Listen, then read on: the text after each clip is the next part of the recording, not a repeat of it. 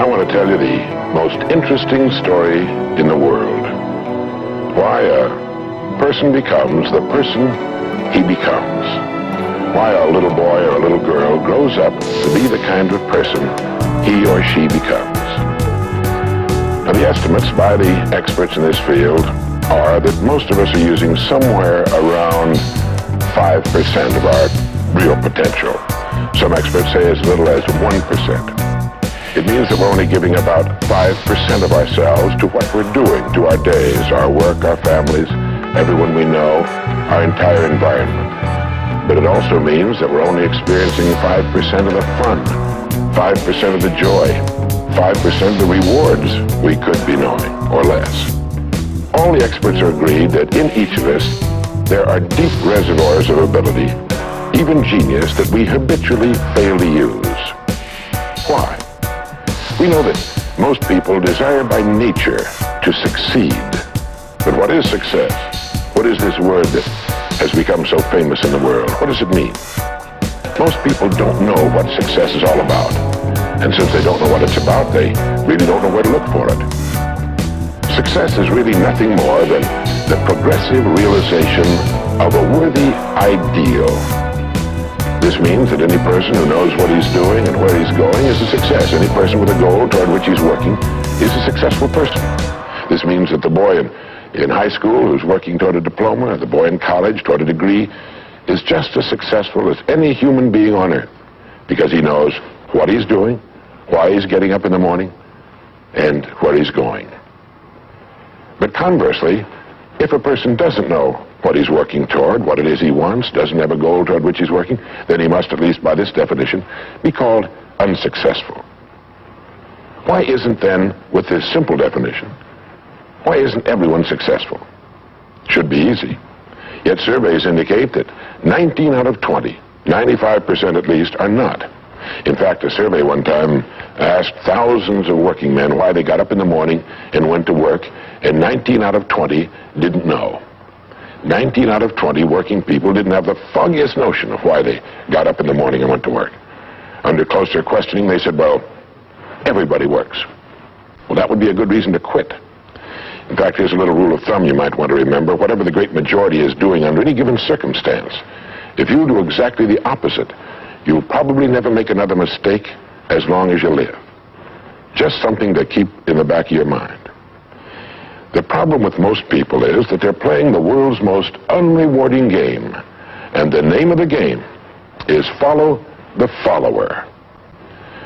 There's a story about a small town in which there was a jewelry store, and like all jewelry stores, or most jewelry stores at least, he had a big clock in his window.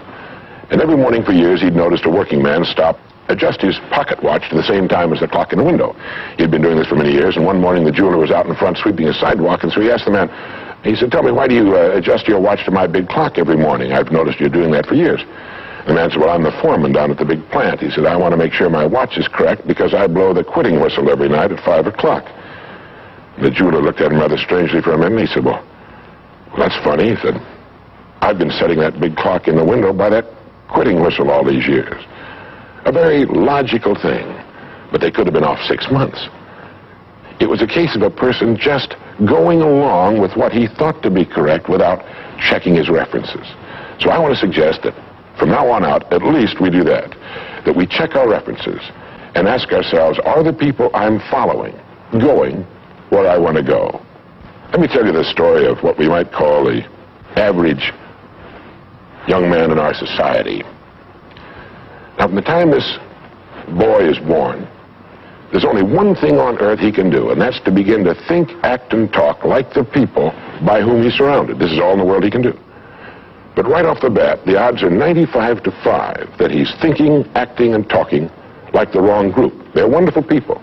They love him. They do anything in the world for him. They want him to succeed. But the odds are 95 to 5 they haven't got the answers he needs if he's to reach fulfillment as a human being, if he's to reach this success that he wants, if he's to reach into these deep reservoirs of ability and genius we know he possesses and draw it out. Well, he starts in school. The most important thing to a little boy in school is to be liked by the other little boys in school. And so at this tender age, he begins to follow other little boys his same age who don't know any more than he knows and who do not necessarily have any capacity for leadership. And he does this in the first grade, and the second, and the third, and the fourth, and the fifth, and the sixth, and the seventh, and the eighth, and year after year after year, he forms himself into a composite average of other little boys his age, trying to be like them, trying to do the only thing in the world that's impossible for a human being to do, which is to be like somebody else. Now, let's say he goes all the way through school, usually goes in the military service. Again, he's caught in a vice-like grip of conformity. Now, let's say he's 25 years old, out of school, out of service. What's he going to do? As a rule, he'll go back to his hometown, unless he's married, in which case he'll go to his wife's hometown.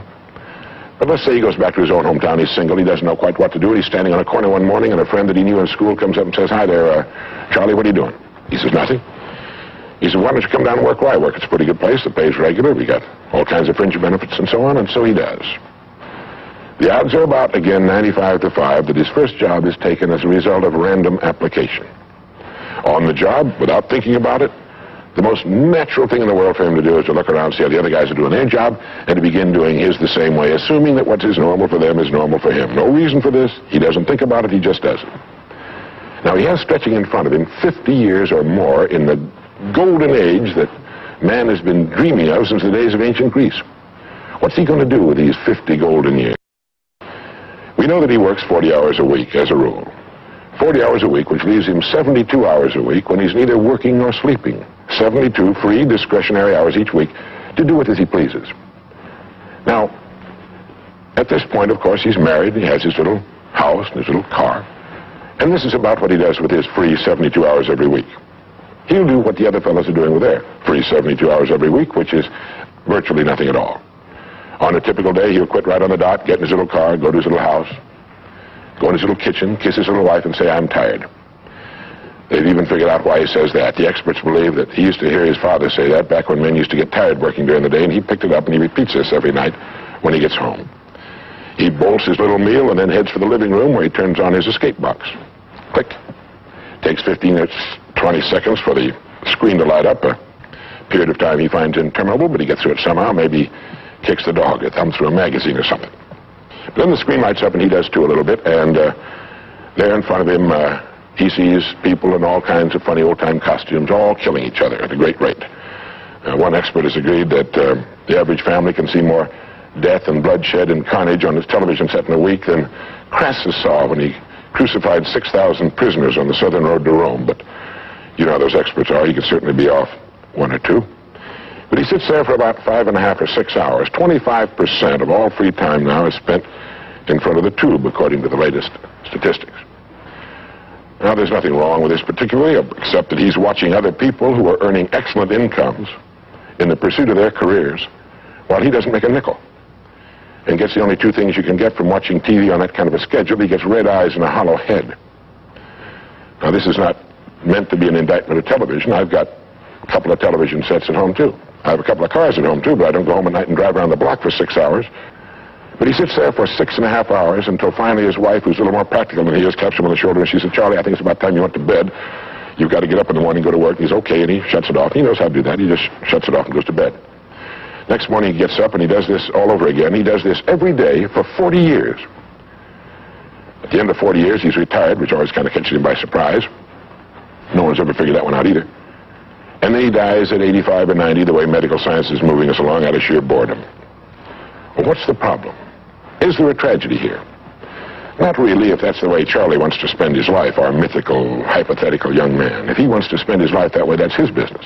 He lives in a free society, can do anything with it he wants. But there's a terrible tragedy here if he's living that way because of the total lack of a decision. If he's living that way simply because he's still doing what he was doing in the first and second grade, and that's going along with the fellows up and down the block on the unspoken assumption that they know how to live, then there's a real tragedy there.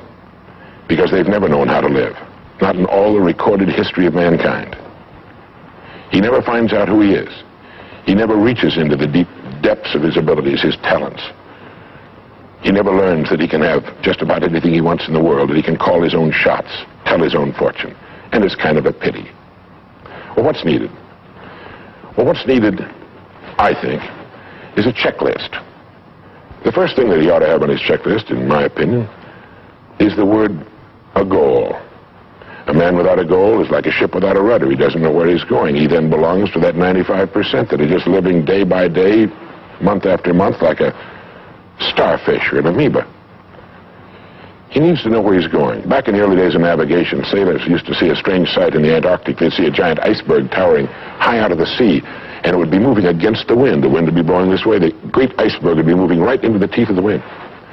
And this, of course, frightened the sailors whose ships were powered by the wind, until it was discovered that, of course, only a fraction of the great berg was visible, and that its huge, ponderous roots were caught in the great currents of the ocean. And it was being borne purposefully along its way, regardless of the winds and the tides on the surface. Well, this is what a man needs.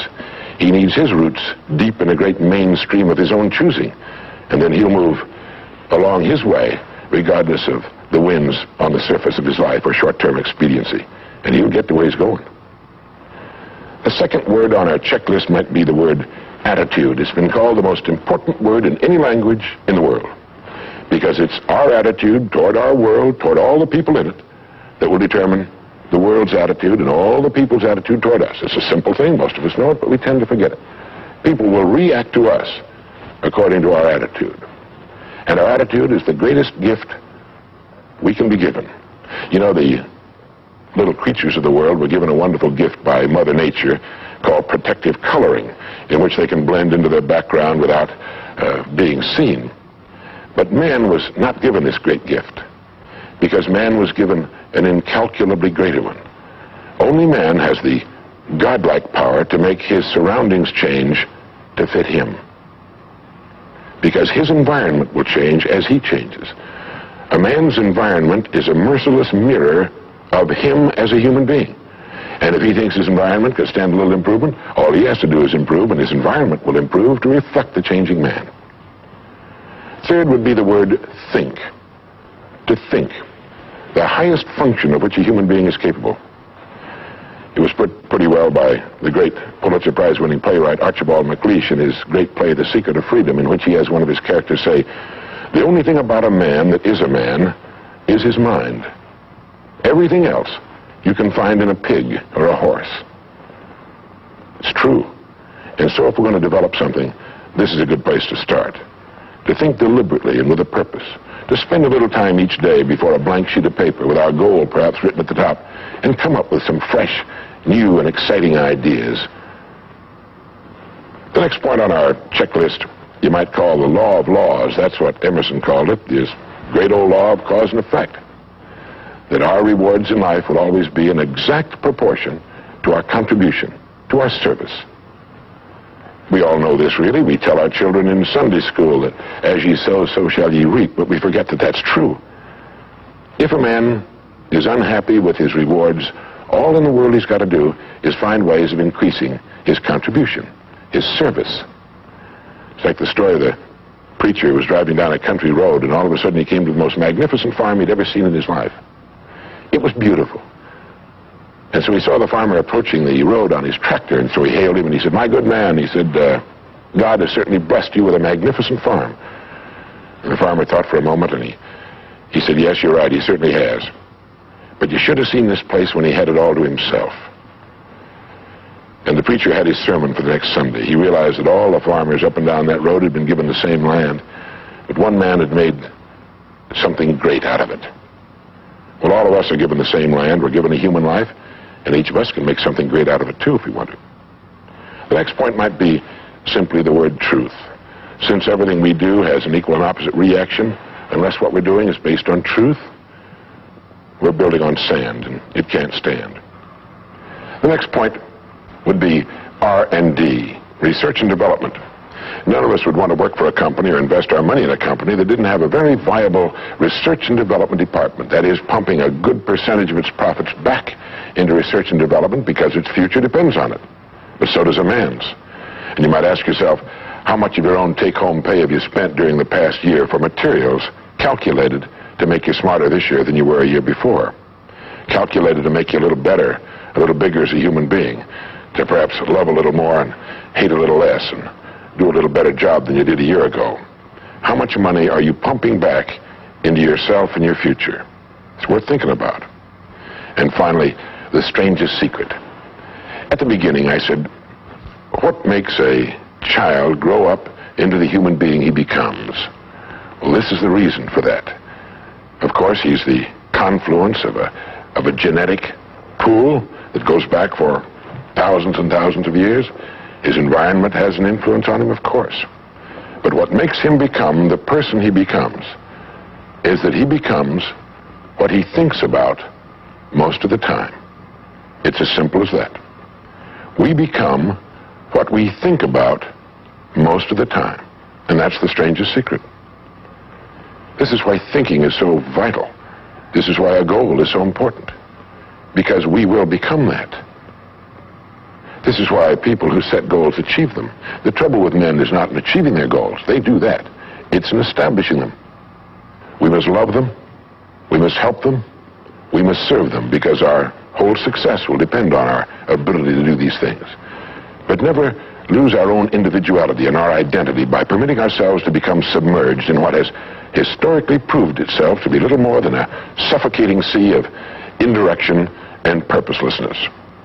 If we want to emulate someone, fine, but let's be choosy in whose steps we follow. It's the only life we've got. And remember to think. Imagination is everything, and we can become what we can imagine. If you find yourself getting depressed and down at the mouth, as we all get once in a while, you might want to remember this quotation by Dean Briggs. He said, "Do your work. Not just your work and no more, but a little more for the lavishing's sake. That little more which is worth all the rest. And if you suffer as you must, and if you doubt as you must, do your work. Put your heart into it, and the sky will clear. And then out of your very doubt and suffering will be born the supreme joy of life." Believe it or not, in an age when we've come to nearly deify leisure time, we've almost lost sight of the fact that virtually all our satisfactions and rewards will come not from our leisure, but from our work. And don't forget the strangest secret. We become what we think about.